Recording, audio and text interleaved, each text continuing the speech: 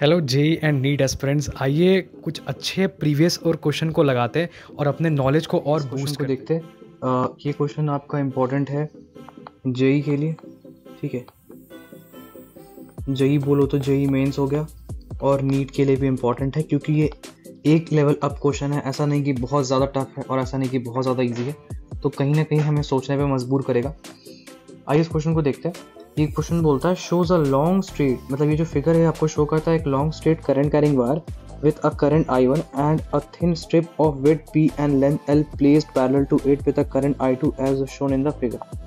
मतलब कि ये तो आपका लॉन्ग स्ट्रेट वायर है जिसमें करंट जा रहा है आपका I1, उसके बगल में आपका एक विड्थ मतलब कि एक स्ट्रिप है जिसका विड्थ कितना है, जिसका विड्थ P है। देखिए क्या बोल रहा है कि a thin strip of width P and length L। इसका लेंथ कितना है, इसका लेंथ L है और इसका विड्थ B है, parallel to the current I2। और यहाँ इस स्ट्रिप से जो करंट जा रहा है वो I2 है। अब बोल रहा है find the magnetic force of interaction between I1 and I2।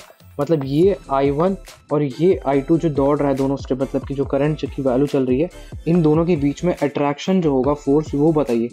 Find the magnetic force of interaction, मतलब कि दोनों के बीच का मैग्नेटिक फोर्स क्या होगा। तो देखो, अगर अगर सिंपली मैं कहता अगर मैं सिंपली कहता कि दो लॉन्ग स्ट्रेट वायर है, अगर मैं सिंपली कह देता आपको कि दो लॉन्ग स्ट्रेट वायर है, ठीक है, और अगर इसमें करंट जा रहा है I1, इसमें करंट जा रहा है I2, तो आप सिंपली बोल देते बेटा कि फोर्स पर unit length is equal to mu naught I1 I2 upon 2 pi D. और वहाँ डी डिस्टेंस क्या होता है, डी होता है distance between the two straight current carrying wire. अब देखो यहाँ पे ऐसा कोई केस नहीं है, यहाँ पे चेंज क्या है ना कि यहाँ पे स्ट्रिप ले आया है, ठीक है। तो अब क्या इससे फ़र्क पड़ेगा, बोलेंगे हाँ सर इससे बेशक फ़र्क पड़ेगा। आइए इसको सॉल्व करते हैं। ये मैं मान लो रहा हूँ पहला वाला कंडक्टर जो एक थिन लॉन्ग स्ट्रेट वायर है, और फिर मैं दूसरे वाले को दिखाता हूँ। किस कलर से दिखाऊँ बताओ, ब्लैक से दिखाता हूँ। ये आपका थिन स्ट्रिप वाला है, थोड़ा ख़राब सा बन गया, फिर से बनाता हूँ। थिन भी तो होना चाहिए, हाँ अब देखो एकदम परफेक्ट बना। अब मैं क्या बोल रहा हूँ, ये बोल रहा हूँ कि यहाँ से जो करंट दौड़ रही है वो है I1, और मतलब इस स्ट्रिप से जो करंट जा रहा है वो है I2।